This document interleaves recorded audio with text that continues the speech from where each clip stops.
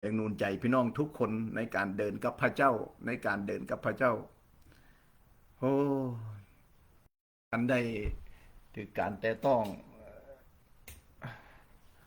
สัมผัสที่มาจากพระเจ้าแล้วมันมีกำลังพี่น้องหลายคนบ่เข้าใจเมื่อเขาอิ่มเขาเต็มเขาล้นละ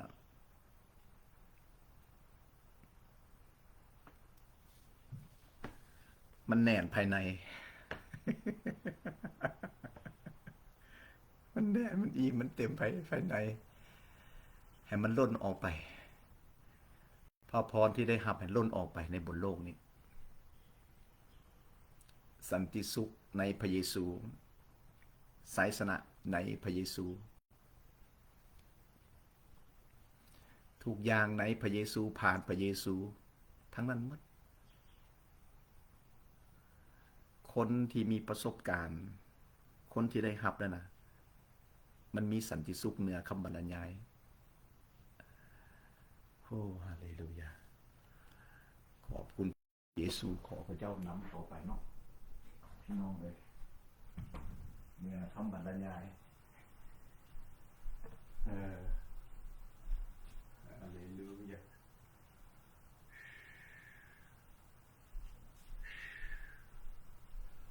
ไม่ได้หายใจบุบบับไปในสัมผัส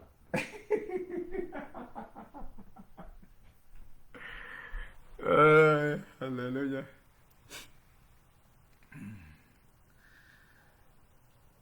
เวลาเขาอยู่ในการเต็มล้นเนาะในการทรงสถิตอันหนาแน่นเต็มล้นนี่เบิ่งอันใดแบบสัมผัสอันใด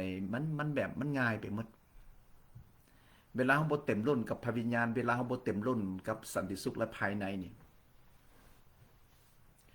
อันใดมันก็ยากมันตันมันมืดมันตันไปหมดแต่เมื่อเฮา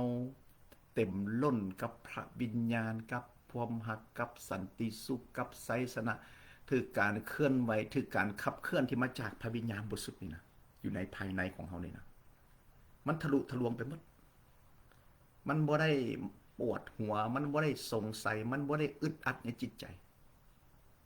อยากให้คนทั้งโลกได้พี่น้องฟังใน Facebook ก็เช่นเดียวกันในเวลานี้สบายดีอาจารย์เทศอยู่ในไลน์นี่เปิดถ่ายทอดสดสิอยู่ในจุดใดผู้ใดฟังอยู่บอนใดก็อยากให้ได้อยากให้เต็มล้นไปน้ำกันพบกันเด้อมาริสาอีกประมาณ3 อาทิตย์เด้อเอาพบกันฟื้นฟูฟื้นฟูอยู่ในกลุ่มน้ำฟื้นฟูอยู่ในภายในของเขาเปิดใจกับพระวิญญาณบริสุทธิ์นะให้การทำงานของพระวิญญาณบริสุทธิ์นี่ไหลล้นสิอยู่ในจุดใดก็ตามสิเข้าไปใส่จุดใดถ้ามีความเสื่อถ้าเปิดใจถ้าหิวกระหายนะพี่น้องการเคลื่อนไหวของพระวิญญาณบริสุทธิ์นี่เฮ็ดให้เขามีสิทธิวานี่แหละอาจารย์โปโลจึงบอกว่าจงยอมให้พระวิญญาณทรงนำกาลาเตียบทที่5 ข้อ 16นะเวลาเขาในถือการสัมผัสการแตะต้องและการเต็มล้นกับพระวิญญาณบริสุทธิ์นี่เขาในอยากสื่อสารให้คนหมดโลกพุ่นบ่แม่นแต่คนลาวคนไทยดอกอยากให้ได้ให้กินให้อิ่มอยากให้ม่วนโอ้ฮาเลลูยาเพราะเวลาเบิ่งคนเห็นคนเมื่อพระวิญญาณเปิดตาแล้วมันเห็นในเรื่องของฝ่ายวิญญาณอันน่ะพี่น้องฟังอยู่แล้วก็เห็นถ่ายทอดสดนำ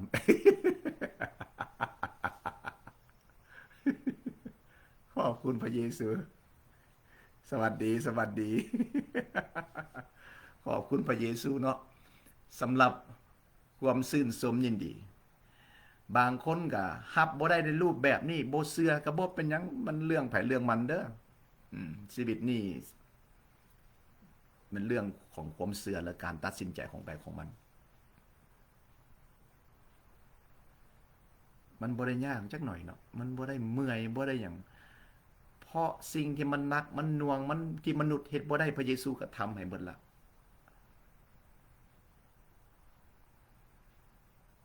ขอการเปิดตาใจจากพระวิญญาณบริสุทธิ์ขอการสำแดงการเปิดเผยจากพระวิญญาณบริสุทธิ์ลายขึ้นให้ตาวิญญาณนี่เปิดออกให้หูใจวิญญาณนี่เปิดออกเขาจะเข้าใจถ้าหูตาทั้งฝ่ายวิญญาณบ่เปิดออกนะมันบ่เห็นนะพี่น้อง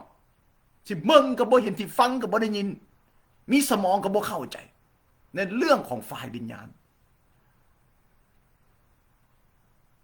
ผู้ที่เห็นในโลกของฝ่ายวิญญาณผู้ที่ได้ยิน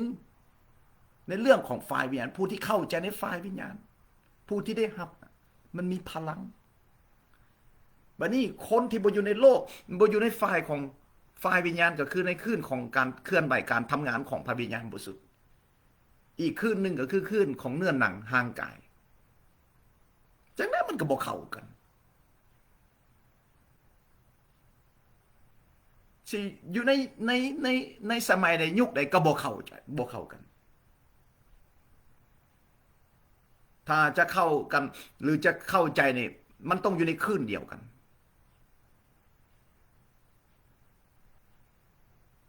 คนที่รับการเปิดเผยในฝ่ายวิญญาณนี่ตาเบิ่งแล้วมันทะลุไป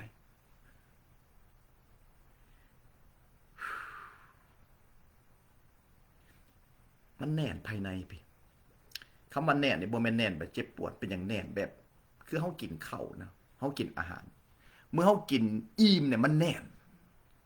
คือความอิ่มแหละมันเมื่อเฮาอิ่มอยู่ในภายในมันแน่นเหมือนมันกินอิ่มแล้วนะมันก็มีอย่างก็มีพลังแม่บ่ถ้าเฮาบ่อิ่มมีหยังเกิดขึ้นมันหิวโหยมั้งมันหิวโหยแล้วมันแบบมันลอยนอนกับบ่หลับเลยคันมันหิวแต่ว่าคันอิ่มแหละบ่ว่าจะอิ่มด้านกายภาพบ่ว่าจะอิ่มด้านอย่างด้านฝ่ายวิญญาณมันก็สบายใจเนาะสบายดีอับบัง ขอบคุณพระเยซูเนาะเอาขอพระวิญญาณบริสุทธิ์ของพระเจ้าเคลื่อนต่อไปเคลื่อนไหวต่อไปคันผู้ใดที่ไปกับการทรงนำของพระวิญญาณบริสุทธิ์นี่นะมันมีกำลังมันมีชีวิตชีวามันบ่เมื่อยมันบ่ลอยพี่น้องการฟื้นฟูนี่เกิดขึ้นตลอดอยู่ในหัวใจของเขาทำอย่างเฮ็ดอย่างถือการสัมผัสและการสัมผัสกับพระวิญญาณบริสุทธิ์ก็ไว้บางคนนี่ไปฟื้นฟู3 วันก็ยังบ่สัมผัสกับพระเจ้าโอ้มีปัญหาแล้วมีปัญหาใหญ่แล้วสันติสุขก็บ่ได้ตอนไปก็หน้าแห้งกลับมาก็หน้าแห้งโอ้เสียเวลาเสียทั้งเวลาเสียความรู้สึกเสียเงินอีกถ้าเฮานะมนุษย์นะบนโลกนี่สิอยู่จุดใดก็ตามถ้าจริงจังจริงใจหิวกระหายนะใจบริสุทธิ์กายใจหิวกระหายพระเจ้านี่นะสัมผัสพระเจ้าไปหมดอยู่ในบนโลกนี่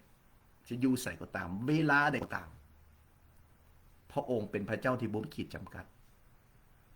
ที่เฮาเว้ากันนูนใจกันเทศนาเว้าเรื่องพระคัมภีร์เว้าเรื่องพระเจ้านี่เว้าเรื่องพระเยซูคริสต์นี่มันบ่เป็นเรื่องประวัติศาสตร์เนี่ยมันเป็นเรื่องทฤษฎีเลยนะมันบ่เป็นเรื่องการบันทึกที่ตื่นเต้นแต่เป็นเรื่องเป็นความจริงเป็นเรื่องชีวิตเว้าถึงพระคำของพระเจ้าพระคำของพระเจ้าก็เป็นพระคำที่มีชีวิตอยู่ในเฮเบรบทที่4ข้อ12นี่แหละเมื่อคนของพระเจ้าได้ล้มกันเว้ากันสนทนานมัสการมันมีกำลังมันบ่อยู่บ่เศร้าถ้าคนบ่เข้าใจในเรื่องของฝ่ายวิญญาณกับเบิ่งตรงกันข้ามแล้วอย่างคือหลายโพดเกินไปบอกคือบ่หลับบ่นอนคือบ่อยู่บ่เศร้าพระเจ้าเป็นพระเจ้าที่ทรงประสนอยู่มีชีวิตที่บ่ตายพระเยซูยังเป็นพระเจ้าที่ทรงประสนอยู่บ่แม่นเพียงแต่วันคืนประสนพระองค์อยู่ในเฮาฟิลิปปอยบทที่1ข้อ21อัคคสาวกเปาโลว่าการมีชีวิตพระคริสต์ทรงเป็นชีวิตนี้พระเยซูคริสต์ทรงเป็นชีวิตนี้อยู่ในชีวิตของพวกเขาเฮาจะเว้าในหลักพระคัมภีร์ข้อใดเรื่องใดมันขึ้นว่าเฮาจะเว้าในตรงใด ในบางตอนว่าร่างกายของเฮาเป็นพระวิหารของพระวิญญาณพระวิญญาณของพระเจ้าสถิตอยู่ในเฮาพระเจ้าตรีเอกอานุภาพเป็นพระเจ้าองค์เดียวมันขึ้นว่าเฮาจะอ่านในจุดใดบางบอนเว้าถึงเรื่องของพระเยซูคริสต์บางตอนเว้าถึงเรื่องขององค์พระวิญญาณบริสุทธิ์พระบิดามันขึ้นว่าเฮาอ่านพระคัมภีร์เรื่องใดข้อใดก็เว้าถึงพระเจ้าองค์เดียวนี่แหละที่ทรงพระชนอยู่ที่มีชีวิตและเมื่อพระเจ้าผู้ทรงพระชนผู้มีชีวิตอยู่ในเฮาก็มีชีวิตนะถ้าผู้ใดที่บอกว่าเป็นลูกของพระเจ้าหรือเป็นคริสเตียนถ้าพี่น้องหู้สึกว่าพี่น้องบ่มีสิทธิบานี่พี่น้องต้องสำรวจความเชื่อของพี่น้องพี่น้องต้องสำรวจจิตใจของพี่น้องพี่น้องต้องสำรวจความผูกพันหรือ relationship ที่เฮามีกับพระเจ้าการที่เฮาเดินกับพระเจ้าการที่เฮาเชื่อในพระเยซูนี่เฮาเชื่อถูกต้องตามหลักพระคำของพระเจ้าแท้บ่หรือเฮาเชื่อตามฮีตของประเพณีศาสนาตามพ่อแม่ปู่ย่าตายายตามหลักการของมนุษย์ที่บ่ได้รับการแตะต้องรับการสัมผัสบ่ได้รับการเคลื่อนไหวบ่มีประสบการณ์ในภายในที่พระวิญญาณบริสุทธิ์ของพระเจ้าอยู่ในเฮาที่เคลื่อนไหวในสิ่งของพวกเขานะถ้าผู้ใดบุญได้รับการสัมผัสถ้าผู้ใดเบิ่งบ่ได้รับการสัมผัสบ่ได้รับการฟื้นฟูแบบพี่น้องต้องสำรวจนะแต่น้ำพระทัยของพระเจ้านี่อยากให้เฮามีสิทธิวาพระเยซูเว้าอยู่ในโยฮันบทที่10ข้อ10พระเยซูว่าเฮามาเพื่อทานทั้งหลายจะมีชีวิตและชีวิตที่เฮามีอยู่เป็นชีวิตแบบไหนหรือว่าเป็นชีวิตที่น้อยใจท้อใจสงสัยเจ็บปวดวุ่นวายสับสนบ่หรือชีวิตที่เฮามีอยู่นี่เป็นชีวิตที่มีพลังเฮาได้ประกาศตัวบ่ว่าเฮานี่เป็นผู้ที่รับพระพรเฮาได้ประกาศตัวว่าเฮานี่เป็นผู้ที่มีไสยชนะพระพรไสยชนะการฟื้นฟู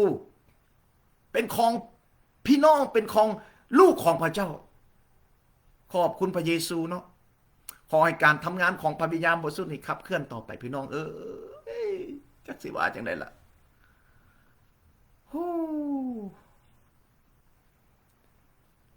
บางครั้งเนาะ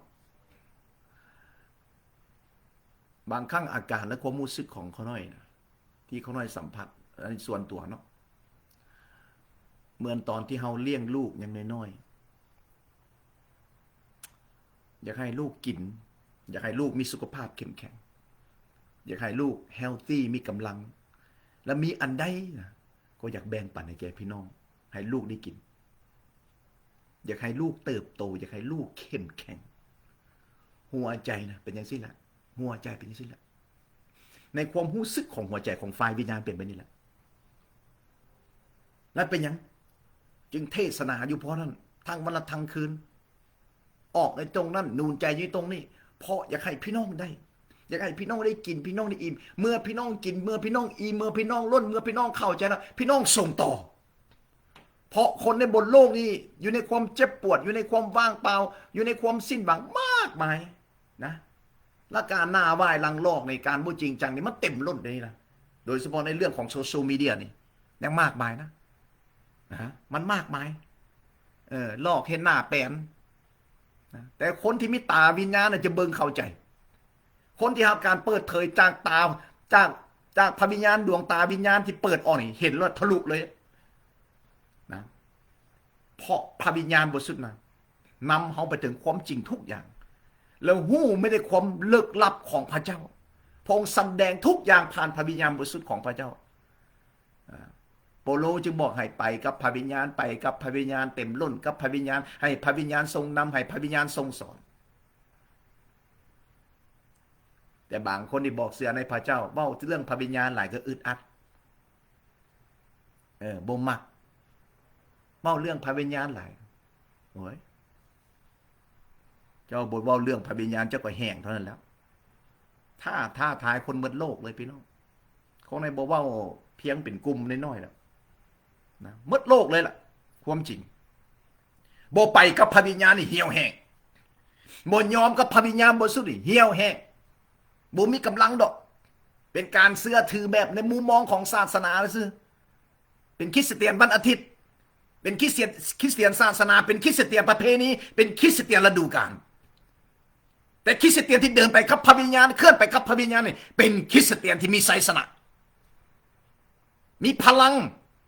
เพราะไสยชนะพลังทุกอย่างสิ่งดีๆเนี่ยมาจากพระวิญญาณมาจากพระเยซูคริสต์มาจากพระเจ้าฉะนั้นเราต้องพึงเราต้องยอมกับพระเจ้าขอบคุณพระเยซูเนาะเวลานี้ถ่ายทอดสดนะพี่น้องสามารถฟัง และเห็นตัวแทนได้ เขาได้เอาสองทางนี่เอาสองทางเนี่ยเอาทางไลน์นะให้พี่น้องเมืองน้ำกัน เปิดใส่เฟซบุ๊กนะมันอยู่บ่ได้ห่วยถ้ามีแนว10 อย่างสิเปิด10 อย่างเนี่ยมันดังไปหมดโลกเลยนะโอ้ย่านนะอยากให้คนได้นะพี่น้อง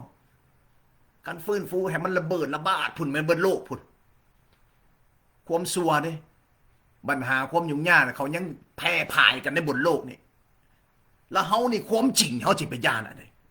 ความจริงความเจริญความหักสันติสุขไสยชนะแพร่ไปเปิดเผยมันแซ่มันแผ่กว้างออกไปในบนโลกจักรวาลนี่เคลื่อนไปกับพยายามบริสุทธิ์ต่อไปผู้ใดบ่ไปก็ยาไผบ่เอาก็ยาเขาได้สิเอาคนเดียวเขาได้หักองค์พระวิญญาณบริสุทธิ์เขาได้ตื่นเต้นเวลาเขาได้ลมกับพงสามัคคีธรรมกับพงไปกับพงเมื่อพงสัมผัสเมื่อพระองค์เติมเต็มเมื่อพระองค์สวมทับเมื่อพระองค์เต็มล้นเขาได้ก็มีกำลังสั้นสิเอากำลังเหือแหงมาในการเดินกับพระเจ้าหรือบ่ต้องเว้าถึงการรับใส่พระเจ้าเว้าถึงการใส่ศีลต่อสู้กับปัญหาเฮาสิเอากำลังบังซามาได้ใส่การเป็นมนุษย์นี่นะ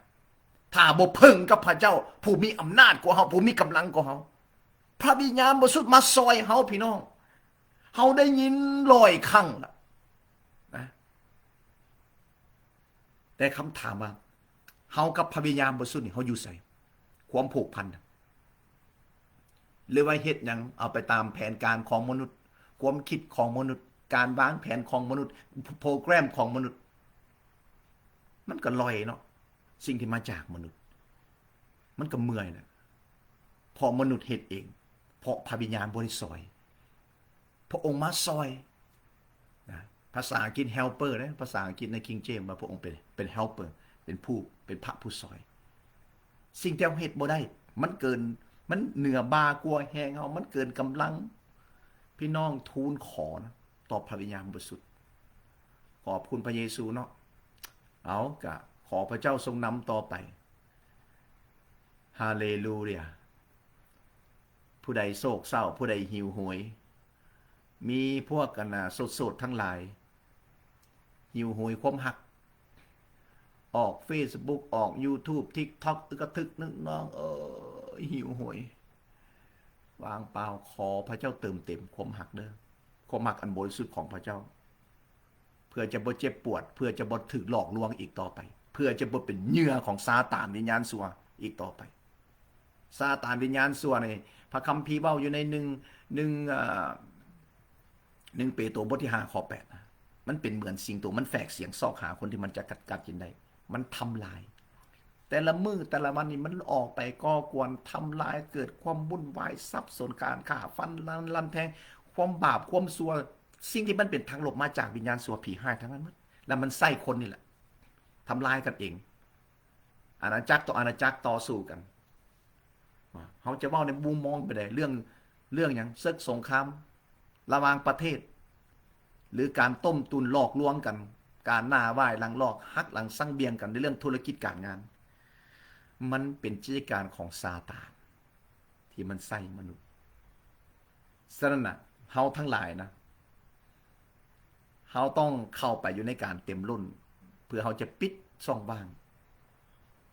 และเรื่องการหลอกลวงในผ่านโซเชียลมีเดียแบบนี้นี่ก็หลายอีกเขาได้เตือนพี่น้องเด้อเตือนมาหลายปีเตือนแล้วเตือนอีกเตือนสติพี่น้องนะให้ระวังหลายคนอกหักเจ็บปวดถูกหลอกถูกต้มผ่าน Facebook ผ่าน Messenger ผ่าน WhatsApp ผ่าน Line ผ่านโซเชียลมีเดียนี่แหละข่าวอันนี้นะมันซ้ำแล้วซ้ำเล่าซ้ำแล้วซ้ำเล่า แต่มนุษย์ก็บ่เฮียนฮู้โอ้อีโตนเนาะเบิ่งอันนี้เบิ่งแล้วมันก็สงสารนะพี่น้องอันนี้เว้านี่เว้าเรื่องชีวิตประจำวันเลยบ่แม่นหลักการศาสนาเลยสิ่งที่มาเว้านี่ให้เฮาระมัดระวังแต่เฮาจะมีปัญญาเฮาจะมีความเข้าใจในเมื่อเฮาน่ะใกล้ชิดกับพระวิญญาณกับพระเจ้าผู้เป็นพระเจ้าที่มีสติปัญญาเฮาเฮานี่สู้ต่อสู้บ่ได้ดอกกับชีวิตนี่คนไหนก็สู้บ่ได้ขาดพระเจ้าวันใดขาดพระเยซูเหมือนพระเยซูว่าถ้าปราศจากพระองค์เฮาเฮ็ดหยังบ่ได้ขาดการทรงนำของพระวิญญาณบริสุทธิ์เหมือนใจจะขาดพุ่นล่ะเฮ็ดหยังบ่ได้ดอกมันเหี่ยวมันแห้งเนาะฉะนั้นสิ่งที่เว้ากันนี่นะอาจจะไม่ได้เป็นหลักการกฎเกณฑ์อย่างมากมายนะแต่มันเป็นเรื่องที่เฮาประเสริญอยู่ต่อสู้กับสิทธิ์และสิ่งที่เฮากำลังใช้สิทธิ์อยู่ประจำวันมันอาจจะบ่เป็นหลักการศาสนาศาสตร์อย่างปึ้งแบบเป็นเรียงลำดับมันสวยสดงดงามแต่เว้าในความเป็นจริงเว้าในสิ่งที่มันเกิดที่พบที่พ่อที่เห็นที่ได้สัมผัสที่มีประสบการณ์จะแก้ไขไปได้จะเอาชนะไปได้จะมีอยู่มีกินเว้าถึงชีวิตในปัจจุบันนี้จะมีชัยชนะแบบใดคริสเตียนในบนโลกก็เฮียนแต่ชีวิตก็บ่มีชัยชนะมันผิดปกตินั่นบ่เป็นการเฮียนที่มาจากพระวิญญาณบริสุทธิ์ถ้าผู้ใดเฮียนจากพระวิญญาณบริสุทธิ์น่ะผู้นั้นมีปัญญาผู้ใดเฮียนจากพระวิญญาณบริสุทธิ์น่ะผู้นั้นมีกำลังผู้นั้นมีความเข้าใจ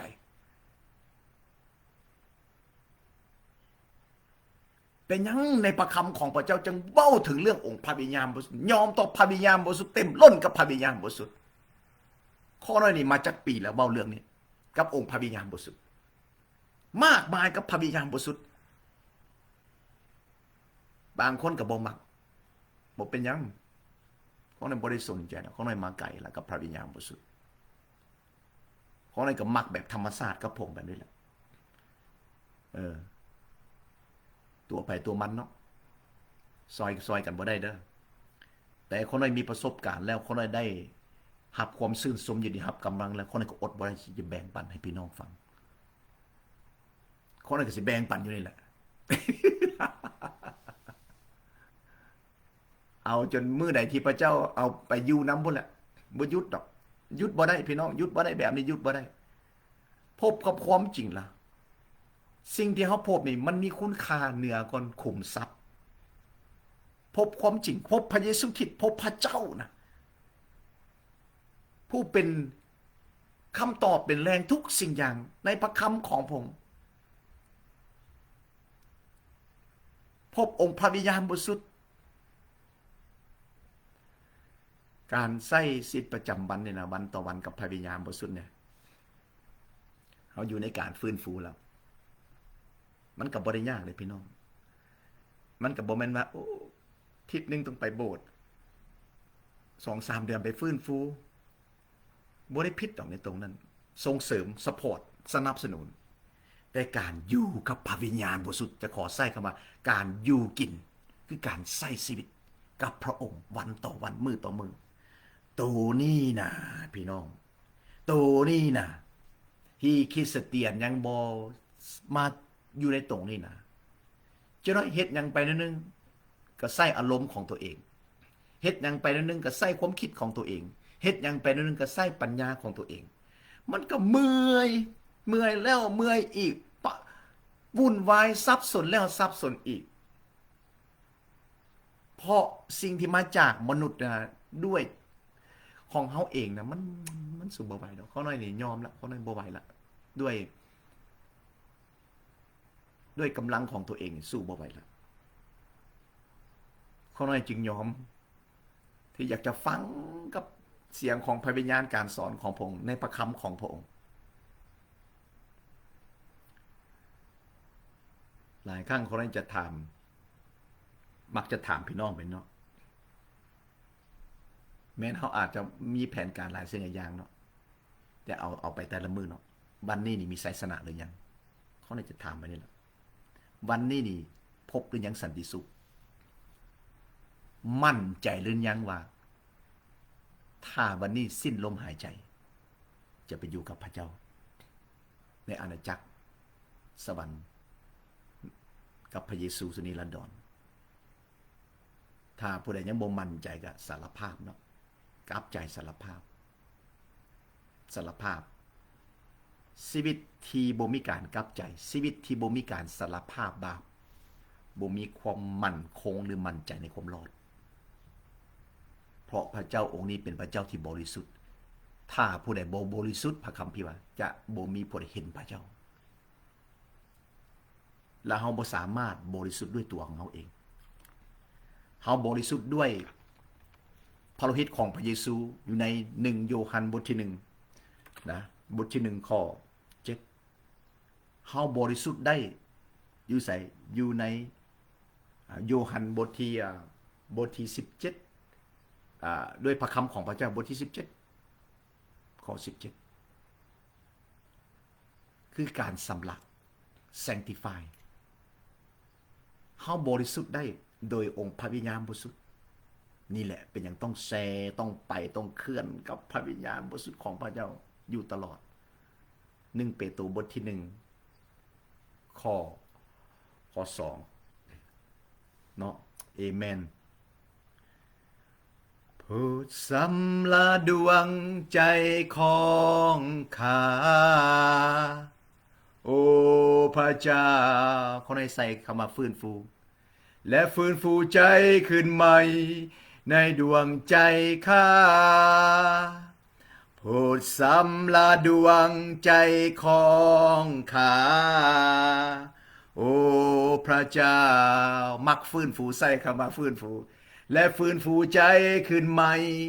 ในดวงใจข้าเป็นคำทูลขอของเดวิดตอนเราทำบาปขออย่าทรงทิมข้าจากพระภาคของพระองค์แต่ขอองค์พระวิญญาณ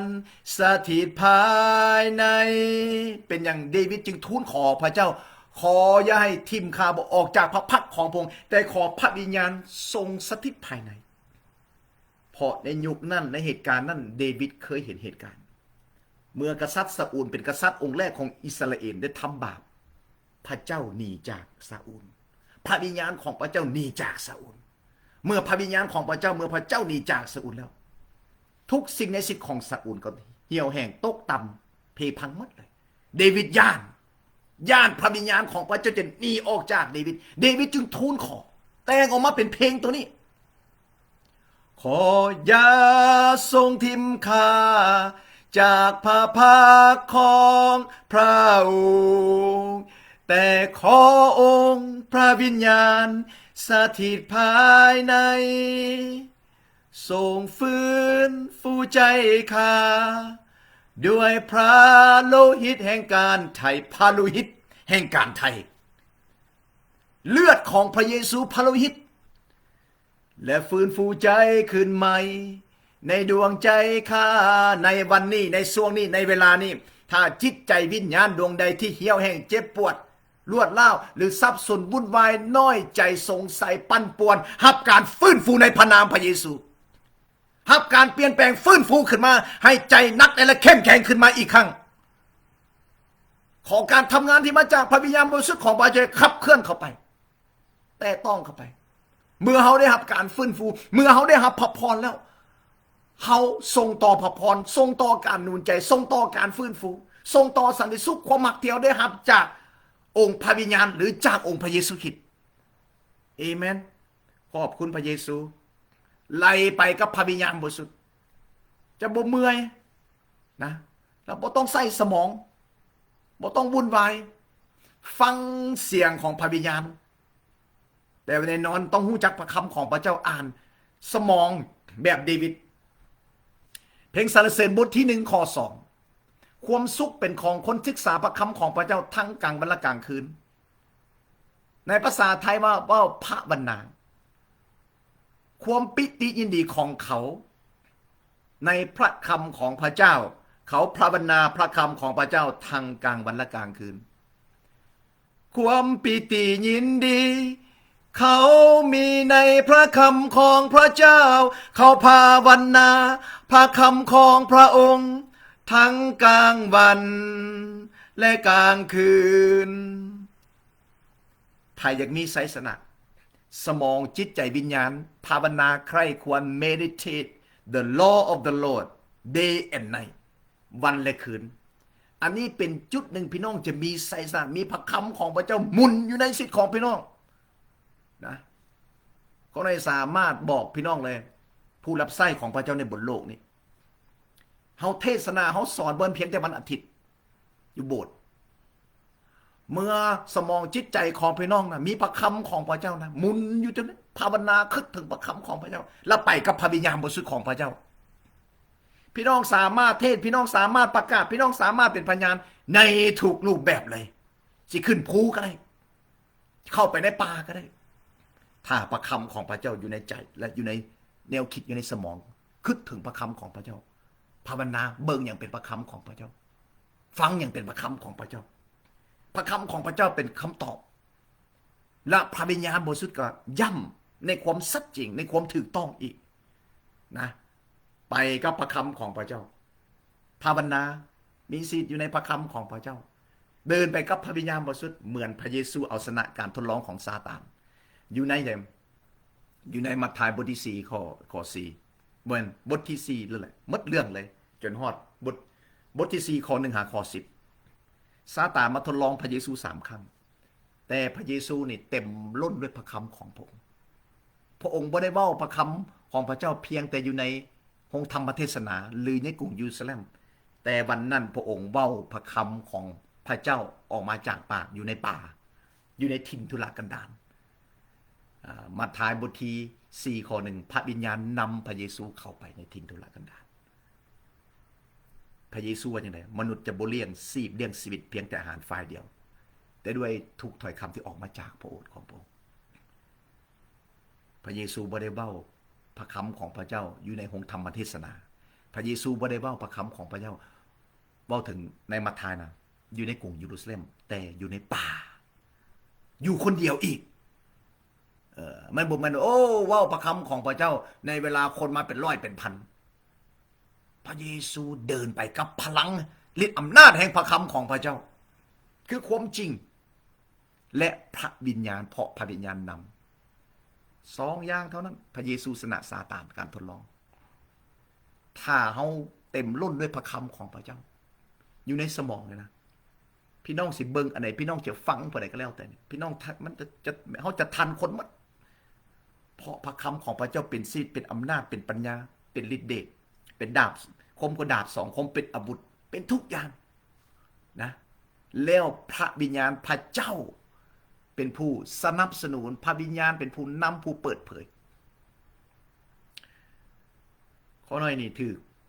บ่มันถือดอกพวกกันนะวิญญาณอย่างมีวิญญาณต้มตุนนี่นะมันยั่วเขาในตลอดโอ้ยมาเป็นเท่าไรปันเป็นอย่างเคินว่าปันฝูงมุ้งแมงเมาพวกแหละมันก็มาอีกปลอมหูกพวกนั้นเอาหูกผู้สาวน้อยๆสวยๆมันยั่วมาเย่าเขียนมาอยากหู้จักนั่นแนวนี้ถ้าเขาบ่ไปกับพระวิญญาณถ้าเขาบ่เต็มล้นกับพระคำกับพระวิญญาณบริสุทธิ์ถึกหลอกหมดแหละถ้าบ่ถึกหลอกก็เจิดไปน้ำเขาสะอ่อนซ้อนตาตั้งน้ำตาไหลน้ำลายไหลกับเขาพุ่นแหละตามเมื่อเขานักแน่นกับพระคำของพระเจ้าเขาเต็มล้นกับพระวิญญาณบริสุทธิ์ของพระเจ้าอันนี้มันผีในวิญญาณนี่มันใส่คนเนาะแย่มาแบบนั้นแบบนี้มันสิมาแบบไหนนะพี่น้องเบิ่งคนใน Facebook พี่น้องเบิ่งเด้อคนสิเอามือนี่ตบมันออกไปในนามพระเยซูอันนี้เว้ากับผีนะบ่ได้ล่อแร่นะนี่ฝ่ามือนี่ฟาดไปเลยในพระนามพระเยซูออกไปเยซูมาล่อแร่อสบ่ลิ้นซอยนะพี่น้องอันนั้นผีเดี๋ยวบ่ได้เว้ากับคนเด้อแต่คนนั้นบ่เข้าใจว่าถูกผีใส่เมื่อผีวิญญาณส่วนมันก็ใส่คนทำลายกันเองคนที่บ่เดินไปกับพระวิญญาณบริสุทธิ์ กับพวกเขาจะในเรื่องนี้เรื่องการทำสงครามในฝ่ายวิญญาณสิ่งที่มันเป็นทั้งลมในมาจากผีทั้งนั้นบัดเลยพฤติการของซาตานมี3อย่างราคาและทำลายนะสิ่งที่ทำให้สิทธิของมนุษย์ล่าเริงแจ่มใสถูกต้องปองดองยิ้มแย้มเบิกบานจเจริญขึ้นนั่นน่ะมาจากพระเจ้าของประทานอันดีมาจากเบื้องถึงถ้าอันใดมันนี่ในหุดหูปั่นป่วนมันลักเอาเงินเฮาบอกมันทำให้เฮาเสียความรู้สึกบอกนั่นแหละคือจิตการของวิญญาณสัวผีหายแล้วมันใส่คนอาจจะมาในมุมมองของเรื่องความผูกพันระหว่างผู้หญิงผู้ชายคุณในความหักบอกหรือมันจะออกเข้ามาหยวดเหย้าหลอกลวงในด้านธุรกิจบอกมาล่วงลงทุนน้ำกันลงทุนน้ำกันแล้วก็หักหลังกันหรืออาจจะมาในมุมมองของอย่างของการรับไส้บอกมันมา108,000ประการถ้าเขาบ่เต็มล้นกับพระวิญญาณถ้าบ่เต็มล้นกับพระคำของพระเจ้าเขาถูกหลอกเขาจะซ้ำใจซ้ำแล้วซ้ำอีกเจ็บแล้วเจ็บอีกล้มแล้วล้มอีกนี่แหละเหตุให้หลายคนบ่มีเหือบ่แหงบ่มีความกล้าที่จะเป็นพยานฝ่ายพระเยซูบางคนก็กล้าแต่ในทางกลางคริสเตียนบ่กล้าสำแดงออกแต่พระเยซูพระองค์เอิ้นเฮามาเพื่อเป็นเกลือและเป็นแสงสว่างสำหรับโลกอย่าหม่นอยู่ในถ้ำนะมันเป็นเวลาที่ออกมาจากถ้ำแม้เวลาเขาฝึกเขาอบรมเขาฝึกซ้อมเขาก็ฝึกซ้อมแต่เมื่อมันเพียงพอมันก็ต้องออกมาเอเมนเขาเข้าไปฟื้นฟูแล้วบ่มันกอดไว้สำหรับเขาเต็มล้นแล้วแบ่งปันออกไปประกาศความจริงออกไปให้คนทั้งโลกได้โอ้ยพี่น้องเอ้ยขอบคุณพระเยซูคันเบ้าล่ะบางคนก็ฟังกายหูโอ้ยคือสิโพดแท้คือสิพี่ยังพิลึกพิโลแท้โอ้ฮู้ฮาเลลูยา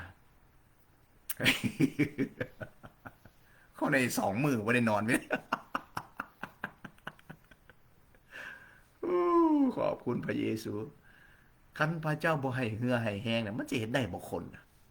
จะเอากำลังจิตกำลังใจเอาเหือเอาแห้งมาได้ใส่พี่น้องเอ้ยมนุษย์ก็คือมนุษย์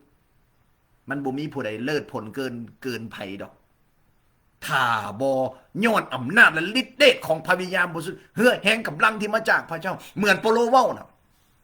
ในฟิลิปปอยบทที่4ข้อ13บอกข้าพระเจ้าสามารถต่อสู้ประเสริฐกับทุกอย่างโดยมีพระคริสต์ผู้ทรงกำลังนี่แหละกำลังเหือแห่งที่มาจากพระเจ้ามันก็เฮ็ดได้ถ้าเอาเพิ่งเหือแห่งกำลังอำนาจฤทธิ์เดชปัญญาของพระเจ้า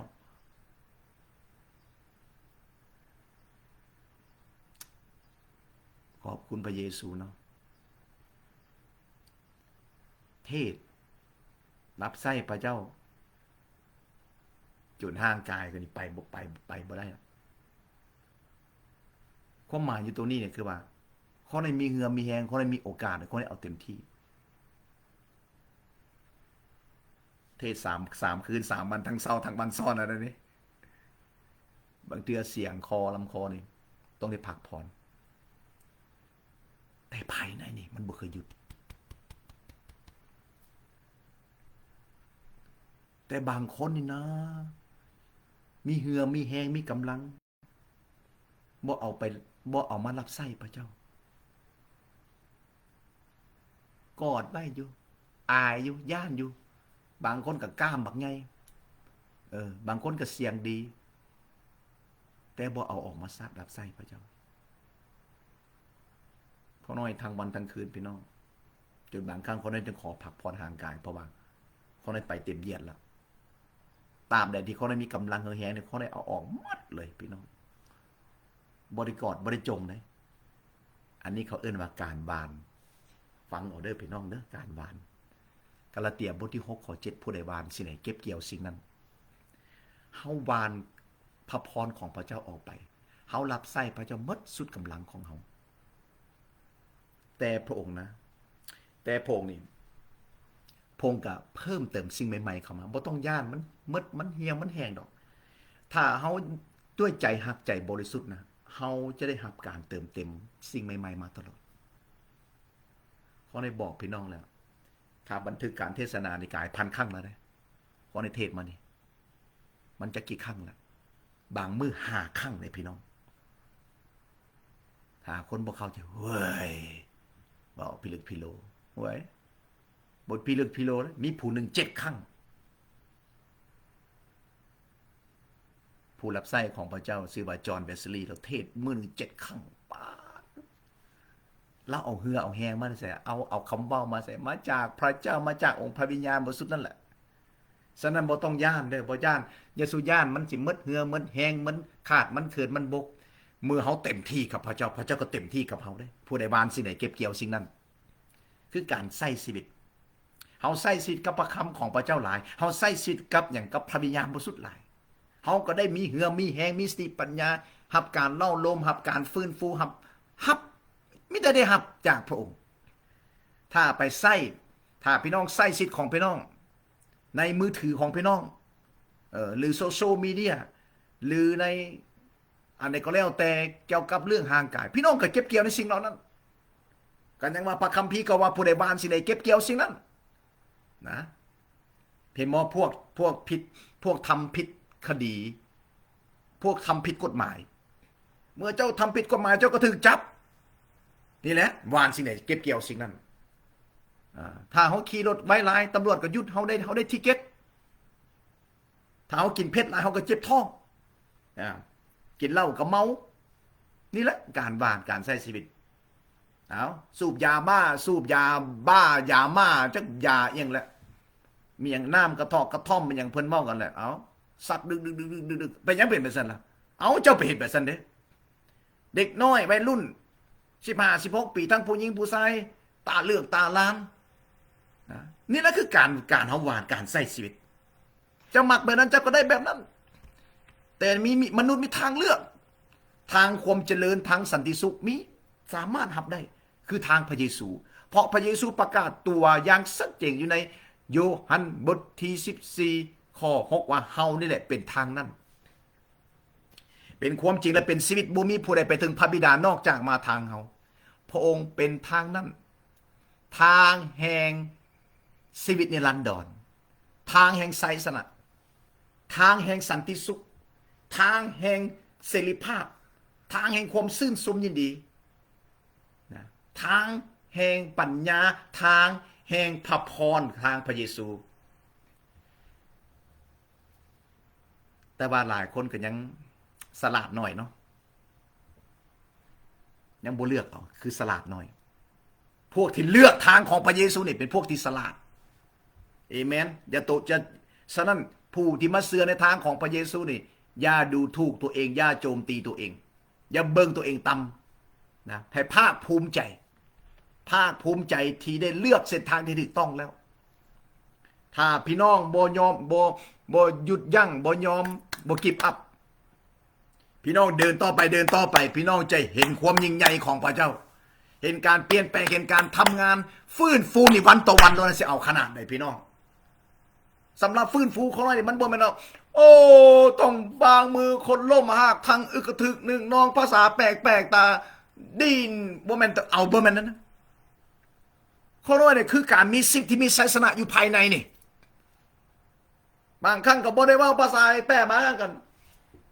บ่ได้ล่มบ่ได้แต่ว่ามันมีชีวิตที่ชีวิตมันบ่ได้ถูกบัญหายองหรือกดดันบีบในสิ่งของเฮานั่นแหละคือการฟื้นฟูภายในแท้ๆบางคนนี่ล่ม10 เทื่อชีวิตบ่เปลี่ยนแปลงบางคนนี่เว้าภาษาแปลกจนคอแห้งก็ยังคือเก่ามันบ่แม่นฟื้นฟูนั่นนะมันบ่แม่นบางคนนี่เต้นจนเหือไหลฟดกลับเมื่อบ้านให้ลูกให้เต้าให้ผัวให้เมียให้กระทึกเตะหมาเตะแมวไปบ่แม่นล่ะบ่แม่นการฟื้นฟูนั่นมันเป็นอารมณ์การฟื้นฟูแท้ๆน่ะชีวิตมันจะดีขึ้นคนที่ได้รับจากพระวิญญาณบริสุทธิ์แท้ๆดีขึ้นแล้วก็จะดีต่อไปเนาะขอพระวิญญาณทำงานต่อๆไปเด้อพี่น้องเอ้ยคนน้อยคืออยากให้พี่น้องทั้งโลกเด้คนน้อยบ่เว้าถึงพี่น้องคนลาวคนไทยคนน้อยอยากให้มนุษย์หมดโลกอันนี้แหละเป็นอย่างคนน้อยจึงบ่เน็ตบ่เหนื่อยบ่ย่านบ่อยากเว้าเดี๋ยวนี้เทศ2บอลได้นี่บอดพร้อมเดียวกันเทศอยู่ในกลุ่มไลน์ด้วย มีพี่น้องอย่างนี้แล้วเทศทาง Facebook พร้อมเดียวกันเลย ถ้ามันมี10อย่าง20อย่างเสียมันออกบัดในแชนแนล10 20อย่างมันมี100แชนแนลเสียมันออกบัด100พุ่นอยากให้คนทั้งโลกนี่ถ้าเว้าออกไปมันเป็นหลายภาษาจะเอาไปบัดนั้นพุ่นแหละมันขังมันล้นอยู่ในภายในนี่อยากให้ได้ไปน้ำกันอยากให้ม่วนไปน้ำกันโอ้คนนี่เนาะเฮาได้ยินบอกคนบ่มักดีเอาแต่สิ่งดีๆให้แนะนำสิ่งดีๆพัดบ่มักภาษาลาวว่าสลอกกอกเสือกเลือกสลอกกอกพุ่นไปม่นป่าม่นดงพุ่นม่นไปก็ถือค้อนเขานำนะคือวิญญาณสัวแล้วม่นไปในทางที่พระเจ้าบ่อยากให้ม่นไปอันแนวที่มันบ่เป็นตะเรื่องเนี่ยโอ้สลอกกอกแท้ๆแล้วก็เจ็บแล้วก็เศร้าแล้วเฮ็ดหน้าสงสารเฮาทำตัวเฮาเองเว้าง่ายๆแหละมนาในบนโลกนี่มนุษย์ทำเฮาทำใส่ตัวเฮาเองมันก็มีทางเลือกแม่นกับแม่นความจริงที่มาเชื่อในพระเยซูก็บ่ว่าพริบตาเดียวมันจะเปลี่ยนแปลงคนนั้นก็ใช้เวลาเกือบ30กว่าปีก็บ่ได้ว่าเปลี่ยนแปลงทุกอย่างคนนั้นก็เปลี่ยนแปลงคนนั้นก็เสริมสร้างวันต่อวันมื้อต่อมื้อแต่ฮับประกันแล้วล่ะฮับประกันล้านเปอร์เซ็นต์บ่แม่น 100% ล่ะถ้ามาเชื่อในพระเยซูองค์นี้นะถ้ามีสิทธิถูกต้องในหลักในกับพระเยซูกับพระวิญญาณกับพระคำของพระเจ้ามีความเชื่อที่ถูกต้องล้านเปอร์เซ็นต์ชีวิตเปลี่ยนแปลงล้านเปอร์เซ็นต์ถ้าชีวิตบ่เปลี่ยนแปลงนะพี่น้องว่าเขาในเทศมานี่โดนไปได้ละมันจักปีละอันในนี่เสียสละเป็นยังต้องทุ่มเทเสียสละบ่ได้เงินบ่ได้คำได้กีบหนึ่งเซนหนึ่งสตางค์หนึ่งเมื่อมีอย่างไรพอมันอังมันล้นพอพบกับความจริงแล้วจะแบ่งปันในคนในบนโลกนี่บ่มีไผซื้อบ่มีผู้ใดจ้างเองดอกมันล้นในจิตใจนี่มันอยู่บ่ได้อยากให้พี่น้องได้เพราะเขาได้รับฟรีๆจากพระเจ้ารับสันติสุขรับกำลังใจรับความรอดพ้นในพระนามพระเยซูก็อยากให้พี่น้องฟรีๆเท่านั้นนะสันติสุขในความล่าเริงแจ่มใสเนี่ยบ่จำเป็นต้องไปเปิดดนตรีอยู่ในเครือบอยู่ในบาร์หรือบุญปีใหม่เทศกาลบุญเสื่องสวงเหือบุญเอียงก็แล้วแต่อึ้งอังนี่ก็ได้บ่จำเป็นก็ได้อยู่บ้านเขาได้ก็มีความล่าเริงม่วนซื่นเพราะเสียงดนตรีในฝ่ายวิญญาณนี่มีตลอดนะบ่ได้ยากเพียงแต่ว่าเฮาแบบเฮาค้างเฮาไปเฮาก็ยังสัมผัสเพียงแต่ห้องขึ้นน่ะมันสื่อมันบานแล้วนะไหลลงมาให้ท่วมแผ่นดินไหลลงมาเพื่อการฟื้นฟูไหลลงมาความฮักเมตตาพระองค์ไหลลงมาเพื่อการรักษาหัวใจขอเทลงมาความฮักเมตตาพระองค์ให้พระเมตตาให้ความหักของพระเจ้าทอกเทลงมาในหัวใจของพี่น้องข้อน้อยเนี่ยบ่ได้ขอบ่อยากได้อีหยังจากผู้ใดดอกเห็นมนุษย์นี่นะมีความซื่นบานมีกำลังบ่ผิดบ่เถียงอยู่อย่างสันติสุขมีความหวังมั่นใจในความรอดข้อน้อยมีความสุขกับพี่น้องกับมนุษย์นะพี่น้องนะข้อน้อยได้รับจากพระเจ้าเป็นผู้เลี้ยงของข้อน้อยพระเยซูคริสต์เป็นผู้เลี้ยงที่ดีนะข้อน้อยบ่ขาดบ่เกินดอกข้อน้อยพระองค์เลี้ยงดูข้อน้อยแล้วข้อน้อยได้มีอยู่มีกินแล้วข้อน้อยก็จะแบ่งปันวิธีทางที่มีอยู่มีคำว่าอยู่กินอยู่นี่บ่ได้เว้าถึงวัตถุสิ่งของนะคนในกำลังเว้าถึงเรื่องภายในเว้าถึงหัวใจ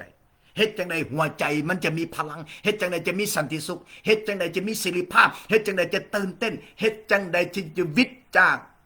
ากกรรมจากเวรจากความทุกข์จากความเจ็บปวดจากความเศร้าหมองนี่คือความหมายมีอยู่มีกินในฝ่ายวิญญาณแน่นอนพระองค์ก็จะเลี้ยงดูในด้านกายภาพด้วยพระองค์จะเลี้ยงดูเฮาวันต่อวันมื้อต่อมื้อเหมือนพระองค์สอนสาวกของพระองค์อยู่ในมัทธิวบทที่6แหละ ขอโพดประทานอาหารประจำวันให้แก่พวกข้าพงในกะละวันนี้อาหารประจำวันพระองค์เลี้ยงดูแต่ละมื้อแต่ละวันด้วยพระคำของพระเจ้าและก็เป็นอาหารฝ่ายร่างกายด้วยขอบคุณพระเยซูเนาะฮาเลลูยาหลายคนนี่บ่เข้าใจนะเบิ่งเทศไปนูนใจไปแบบคือขึ้มขึ้นคือแบบแพงคือเข่งบึงบังอยู่บ่อยู่ปัดยิ้มหัวออกมาเอามันม่วนเนาะแต่ว่าเวลามันแต่ว่าเสียงหรือสำเนียงแล้วมันเค็มมันขึ้มน่ะมันบ่ได้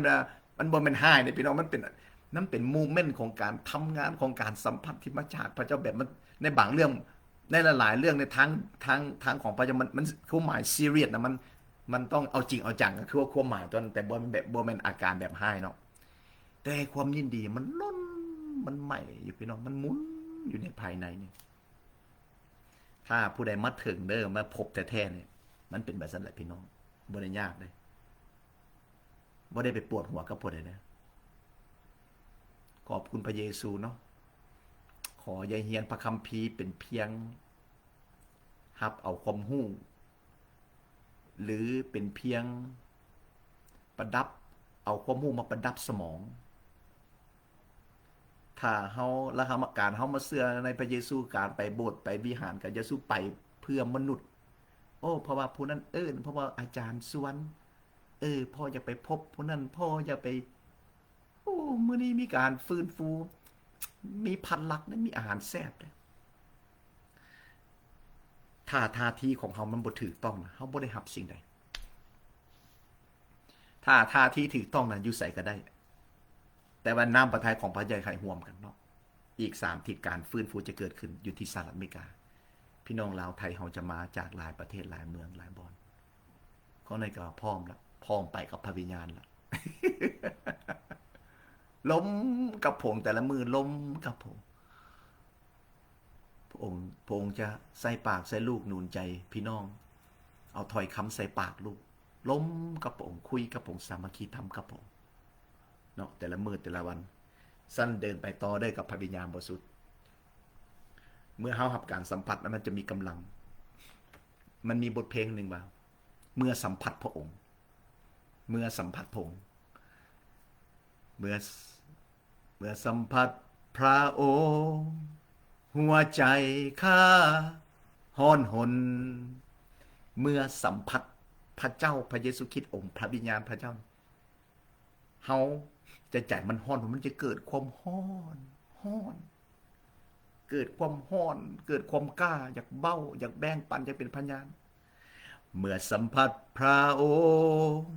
หัวใจข้าฮ้อนหนเมื่อสัมผัสพระองค์เต็มล้นด้วยความกล้าหา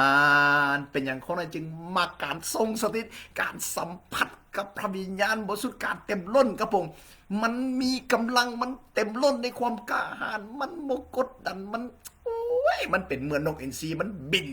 เวิร์นเจิดมันมีพลังพี่น้อง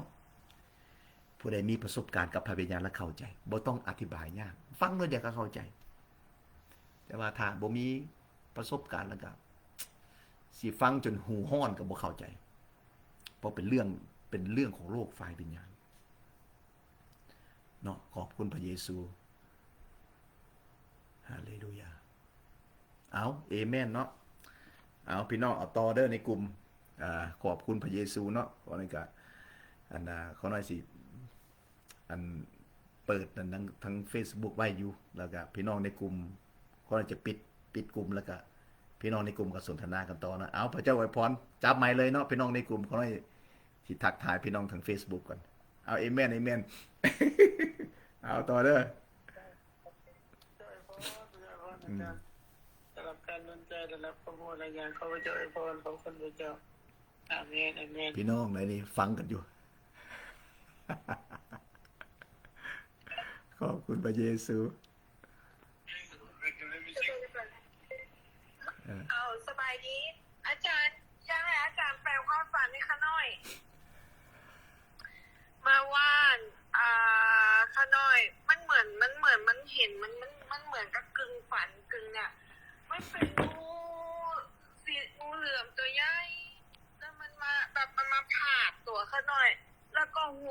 ก็มาแบบแนบกับแก้มอ่ะแล้วก็ข้าน้อยเห็นแบบเหมือนว่า ฟังได้ยินบ่ unclean spiritual เหมือนI mean unclean spirit เหมือนเห็นแบบมันเป็นเหมือนคนแต่ว่าโบแบบมีความรู้สึกว่าเขาบ่มีวิญญาณเขา พี่น้องฟังได้ยินบ่ มีความรู้สึ นี่ กว่าเขาเป็นผีโสโครกอะไรแบบนี้นะแล้วข้าน้อยก็ขับไล่อ่ะแล้วพอดีสามีเขาออกมาเขาอาบน้ำเสร็จแล้วเขาออกมาแล้วเขาก็ว่าแล้วไอ้เราบอกพี่ ปุ๊บภรรยาตื่นหนูยินภรรยาแบบเว้ายังภาษาแปลกๆแบบภาษาแบบ กำลังสมาธิธรรมอยู่ในกลุ่มไลน์อยู่ แล้วเคยมาปุ๊บญาติเพิ่นมีปัญหามียังอยู่ในนิวจอนอยู่ สบายดีเด้อพี่น้องทั้งที่ทักทาย ฝัน อยู่ นะโซก็มาปุ๊บเพิ่นขึ้นแต่เพิ่นก็ลุกขึ้นเลยแล้วก็เริ่มไหม ขอพี่น้องอาจารย์อธิษฐานเพื่อข้าน้อยนะ อันแนะนำเนาะแต่ว่าก็เรื่องนี้ก็แนะนำหลายปีกับหลายคนแล้ว เวลาเขาฝันให้เขาปฏิเสธเขาสำลักทั้งปฏิเสธในนามพระเยซูสำลักหรือเลือดของพระเยซูง่ายๆพี่น้องก็สามารถอธิษฐานด้วยตัวของพี่น้องเองเขาก็ฝึกจนกลัวเขาเข้าใจในการปฏิบัติเนาะแล้วเขาก็ทรงต่อสอนต่ออธิบายต่อเมื่อเขาฝันร้ายฝันให้สำลักปฏิเสธออกไปในนามพระเยซูง่ายๆบ่ปวดหัวฝันดีคือมื้อเช้านี้อ้อมแล้วฝันดีเนาะฝันเรื่องการฟื้นฟูอยู่สะเซิงเซานะเขาก็ร่วมใจกันรับเอาด้วยความเสื่อเมื่อเขาฝันให้ก็ว่าลูกปฏิเสธเอาง่ายๆลูกปฏิเสธลูกสั่งออกไปในพระนามพระเยซูสำลักออกไปเท่านั้นมันก็บ่ได้ไปเฮ็ดอย่างมากมายดอกของในไส้ในแบบนี้มาหลายปีแล้วง่ายๆเนาะพระเจ้าพระบิดาในเวลานี้ลูกอธิษฐานสำหรับสิริมาพระบิดาเจ้าในความฝันวิญญาณส่วนมันจะแทรกแซงในผ่านความฝันในอารมณ์อาการในรูปแบบในลูกอธิษฐานสั่งออกไปในพระนามพระเยซูสำลักด้วยเลือดของพระเยซูสิ่งใดที่บ่มาจากผมลูกปฏิเสธปัดลูกสั่งออกไปในพระนามพระเยซูให้พระโลหิตของพระเยซูสำลักและปกป้องในสิทธิ์ในครอบครัวในทุกคนและพวกลูกทั้งหลายบ่ว่าจะอยู่ในกลุ่มหรือว่าอยู่ในจุดใดก็ตามลูกขอบคุณพระเยซูลูกอธิษฐานในพระนามพระเยซูคริสต์เจ้าอาเมนเนาะง่ายๆบ่ได้ยากดอกมันบ่ได้เป็นอย่างต้องปวดหัวอย่างมากมายมันก็บ่แตกต่างเด้อมันบ่แตกต่างกับขับเอาการเต็มล้นเนี่ยบางคนเนี่ยคือยากแท้ๆสิเอาความซื่นสมยินดีนี่มันอยู่ในหัวใจมันความเสื่อของเขาเนี่ยมันบ่เปิดมันขังจังได๋บุแหละเนาะเอาเอเมนเอาต่อผู้ใดมีหยังอยากเบ้าหยังก็ตามสบายเลยเอาต่อเลยปิดไมค์ละเอาเห็นแสงอำพรเข้ามาทั้งที ใจเชื่อพระเยซูเชื่อพระเจ้าฟังข้าพเจ้าฟังหลับแล้วตื่นแล้วก็ฟังต่อขอบคุณพระเจ้า อาจารย์สันติพระเจ้าอวยพร ขนาดหลับยังได้ยินเลยอาจารย์ขอบคุณพระเจ้าสารภาพ เรา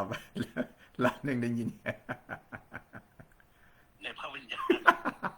นอนสองรอบ2 ตื่นเอาเชิญเลยพี่น้องโอ้มันมีความสุขจริงๆเนี่ยวันแห่งครอบครัว พระเจ้าอวยพรเนาะ อยู่กับลูกกับเมียกับเต้าเนี่ยโอ้เอเมน พี่น้องผู้ใดอยากให้แบ่งปันเรื่องใดพี่น้องเขียนเข้ามาได้เลยจะเบิ่งเด้อ ตำราไหนก็ไม่สู้เรียนพระคัมภีร์เนาะเรียนอย่างอื่นนี่มัน เปิดสองทางทั้ง อย่างแข้งอย่าง พี่น้องทางไลน์ด้วยนะ เอเมนเรียนนี่มันไม่มีเบื่อฟังได้หมดมื้อหมดเวร ขอบคุณพระเยซู ชาโลมพี่น้องชาโลมเชิญเลยครับ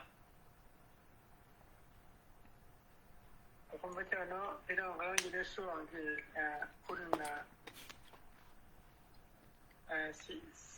ซิริมาเนาะคนได้เขา ขอพระเจ้าทรงนำเด้อหมอนให้ อยู่ในทางของพระเจ้าขอการทรงสำระและปกป้องและทรงนำในเส้นทางเดินเนาะในเส้นทางเดินให้ตั้งมั่นกับพระเจ้าพระเจ้าลูกอธิษฐานสั่งวิญญาณในความปวดหัวออกไปในพระนามพระเยซูลูกขอเลือดของพระเยซูสำลักขอการเติมเต็มแต่ต้องที่มาจากพระวิญญาณบริสุทธิ์ของพระเจ้าให้สติปัญญาในการตัดสินใจในการเดินกับพระเจ้าอธิษฐานในนามพระเยซูคริสต์เจ้าอาเมนอาเมนเนาะเอาขอพระเจ้าทรงนำต่อไปเด้อ